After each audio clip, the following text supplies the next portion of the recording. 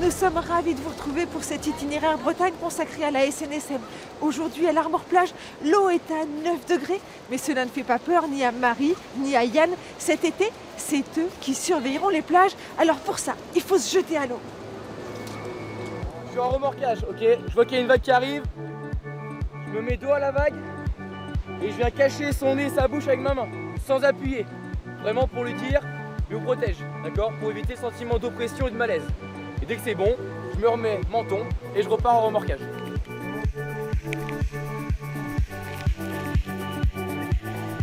La devise de Nicolas tient en quelques mots. Plus l'exercice est difficile, plus la vie paraîtra facile. Ensuite. Qu'est-ce qui s'est passé, madame? Moi j'ai voulu nager, mais en fait c'était trop loin, j'étais trop fatiguée. J'ai pas réussi. Bah on va attendre mes coéquipiers et puis on va vous couvrir et puis vous aider à aller mieux. Ok, d'accord. La main sur l'épaule de sa victime, Laurie rassure, réconforte. Depuis le mois de septembre, tous s'entraînent dur. Des heures de piscine en semaine, des cours de radio le vendredi soir et le dimanche, exercice pratique en mer. On se dit que là, tout ce qu'on fait, ça nous servira sûrement un jour. Que le jour où ça arrivera, il faudra être prêt. Et que c'est important qu'on peut pas, qu'on a une responsabilité sur nos épaules et qu'on peut pas laisser passer ça. Même si là c'est dur, il fait froid, il y a des vagues, bon encore il n'y en a pas beaucoup, mais au moins quand on aura un petit truc, on sera pas trop paniqué. Et je pense que, enfin j'espère, mais bon peut-être qu'on saura quoi faire quoi. En quelques mois, les stagiaires vont suivre 400 heures de formation, passer 6 diplômes, du permis côtier au terrible brevet national de sécurité et de sauvetage aquatique. L'examen final, bien sûr, ne fait pas de cadeau. Hein. C'est un examen d'État, donc voilà, il est très exigeant et très difficile. Tout ça, les nœuds rapides à enlever comme ça, moi du coup, c'est facile à défaire. Mais cet été, tous auront une plage à surveiller. Et la vie non plus ne fait pas forcément de cadeaux. On arrive au départ, on est un peu encore chez papa-maman, on n'a pas trop de responsabilités encore, on va dire. Et c'est vrai que d'un coup, on est un peu lancé dans le grand bain après quand on commence en poste. On a des personnes à surveiller, à prévenir s'il y a un problème, à faire attention, à intervenir si besoin. Et c'est vrai que du coup, il n'y a pas droit à l'erreur.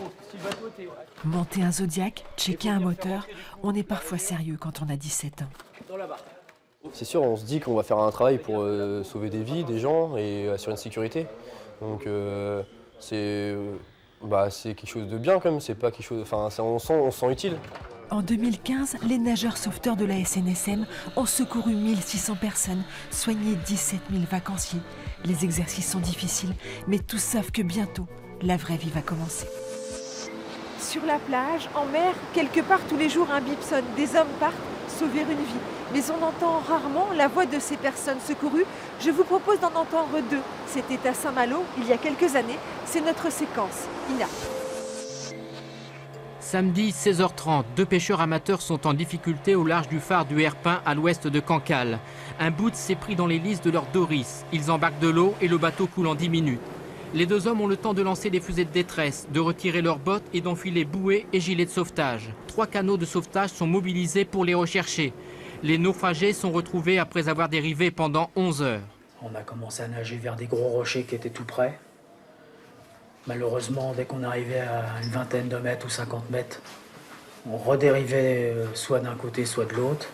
Je me suis rappelé des précautions à faire, c'est-à-dire pas trop nager, ne pas lâcher son gilet, et puis croire en la compétence et à l'efficacité des secours dans ces cas-là. Moi, j'ai vu les sauveteurs au loin, pensant que c'était un chalutier du fait que le moteur tournait doucement.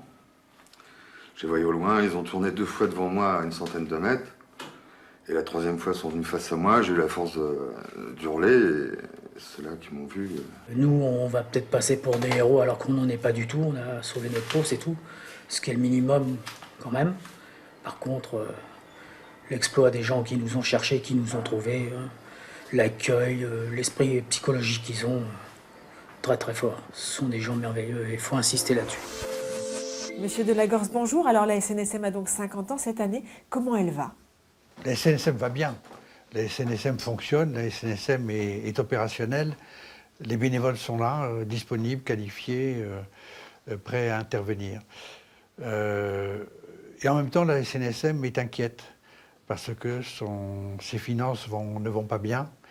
et nous avons des dépenses importantes auxquelles nous devons faire face pour les années qui viennent, en particulier en termes de formation et d'investissement.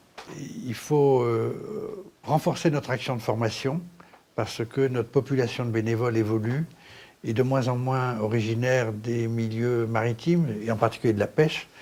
Donc il faut former ces bénévoles à la fois comme marins et comme sauveteurs.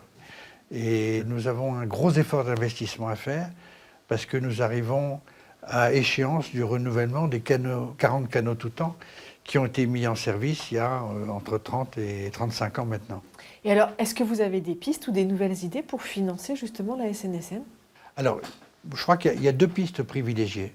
C'est le financement public, le financement privé. Le soutien de l'État à la SNSM a complètement dégringolé en 50 ans. On était à 46% il y a 50 ans.